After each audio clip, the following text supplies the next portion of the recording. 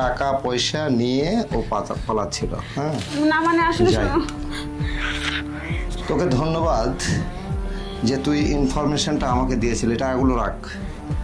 আর তুমি আমার বাসা থেকে আমার বউ হয়ে এইভাবে তুমি দিনের পর দিন প্ল্যান করে আসতেছো যে আমার টাকা পয়সা সমস্ত কিছু নিয়ে একদিন হাতি নিয়ে পালিয়ে চলে যাবে, অন্যত্র গিয়ে সংসার করবে, তাই না? ঠিক আছে, কোনো সমস্যা নেই, কিন্তু এত দূরদর্শিতা, এত ভয়ঙ্কর কার্যকলাপ তোমার, এটা তো কখনো চিন্তা করিনি। শোনো শোনো আমার কথা, আমি বলতেছি কি আমার ভুল হয়ে গেছে, আমাকে ক্ষমা। হ্যাঁ হ্যাঁ, তোমার ভুল হয়ে গেছে।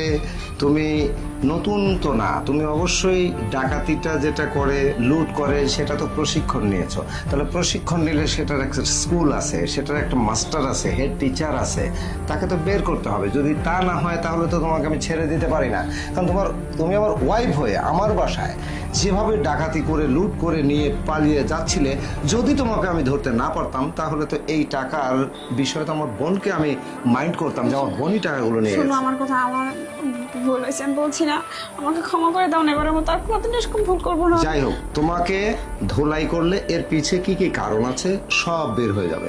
তুমি যে আমার ওয়াইফ, আজকে থেকে আমি সেটা ভুলে যাব, এবং আমি এখন তোমাকে ব্যারাকে নিয়ে যাব, ওখানে নিয়ে গিয়ে উল্টো করে ঝোলাবো। মহিলা যারা আছে না, ওদেরকে দিয়ে উল্টো করে ঝুলিয়ে তারপর তোমার মুখ থেকে সম্পূর্ণ কথা বের করবো। শান্ত, এক কাজ কর, ঘরের দিকে খেয়াল রাখিস, আমি ওকে ব্যারাকে নিয়ে গিয়ে ওর মধ্যে আরো কিছু যেগুলো আছে না ওগুলো বের করার চেষ্টা করতেছি, ঠিক আছে? একদম কোনো কথা আমি না। শোনো আমার কথা।